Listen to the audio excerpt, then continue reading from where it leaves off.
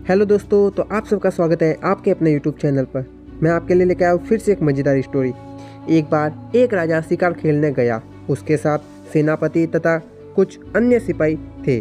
शिकार करते समय थोड़ी असावधानी हो गई और राजा की एक उंगली कट गई।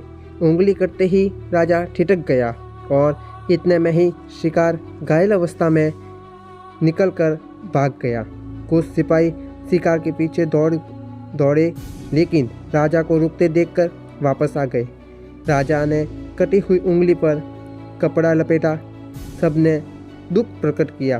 सेनापति ने भी दिलासा बधाई और अंत में कहा, ईश्वर जो कुछ करता है अच्छे के लिए करता है।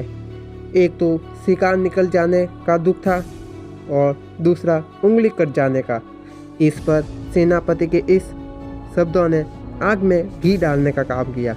राजा की आंखों में गुस्सा बरस पड़ा और बोला, मेरा हाथ लघु हो रहा है, तेज दर्द हो रहा है और तुम जले पर नमक छिड़क रहे हो। चले जाओ मेरी आंखों के सामने से। तुम्हारा मुंह मैं देखना नहीं चाहता। लेकिन राजा तो राजा होता है। फिर भी सेनापति खुददार था। उससे अपना अपमान सहा नहीं गया। उसने घोड़े की लगाम को झटका दिया, बैठकर घोड़े की एक लगाई और दौड़ा दिया घोड़ा। दूसरे दिन जब दरबार लगा तो राजा ने सेनापति को बंदी बना लिया।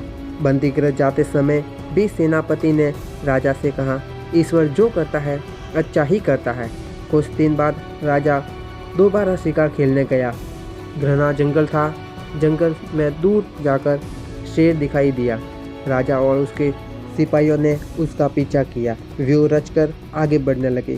किसी तरह शेर तो निकलकर भाग गया, लेकिन ये लोग पीछा करते करते तितर बितर होकर भटक गए। राजा भी जंगल से बाहर निकलने के लिए इधर उधर भटकता रहा। अंत में राजा को सामने से भीलों का झुंड आता दिखाई दिया। वे पूजा की बलि के लिए एक आदमी की तलाश में निकले थे। राजा स्वयं ही उनकी गिरफ्तार में आ गया।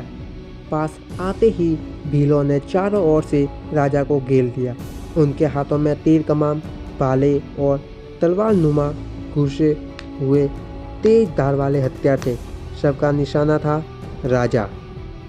भीलों ने राजा के हथियार छीन लिए और पकड़ कर से चले। कुछ देर चलकर एक खुले मैदान में पहुंचे। राजा ने देखा कि तमाम फूस और बांस लकड़ियों की झोपड़ी बनी थी। झोपड़ियों के बीच एक चौड़ा मैदान था।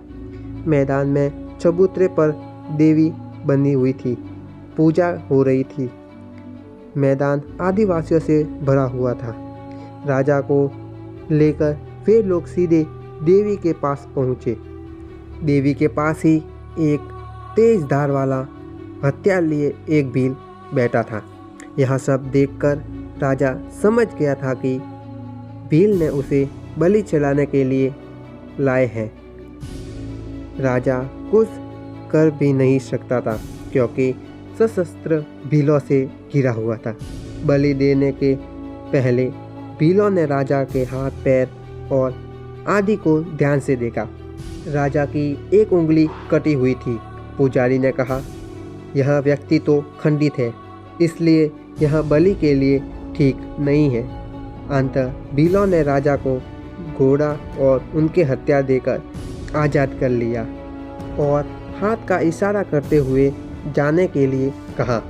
राजा ने उनके बताए हुए रास्ते पर घोड़ा दौड़ा दिया। जंगल में करीब आधा पौने घंटे चलने के बाद खेत और गांव नजर आए।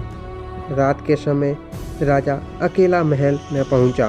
रात भर राजा को नींद नहीं आई। पूरी रात सेनापति का चेहरा उनके सामने जाता रहा और उनके कहे गए शब्द सुनाई पड़ते रहे।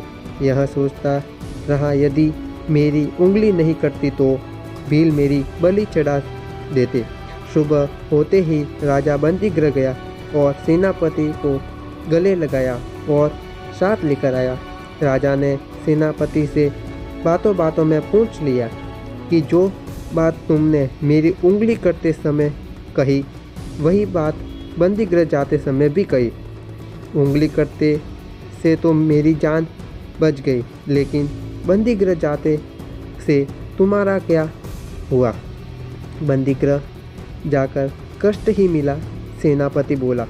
नहीं राजन, युद्ध और शिकार में हमेशा मैं आपके साथ छाया की तरह रहता आया हूँ। यदि कल मैं आपके साथ होता तो भीलों द्वारा मैं भी पकड़ा जाता और मेरी बलि चढ़ जाती, क्योंकि मैं कहीं से भी अंग भंग नहीं था। इसलिए मुझे बंदीगृह में डालना अच्छा रहा। राजा शर्मिंदा होते हुए बोला, तुम ठीक कहते हो, ईश्वर जो कुछ करता है अच्छा ही करता है। दोस्तों, अगर आपको ये वीडियो अच्छी लगी हो तो वीडियो को लाइक करना और शेयर करना अपने दोस्तों को।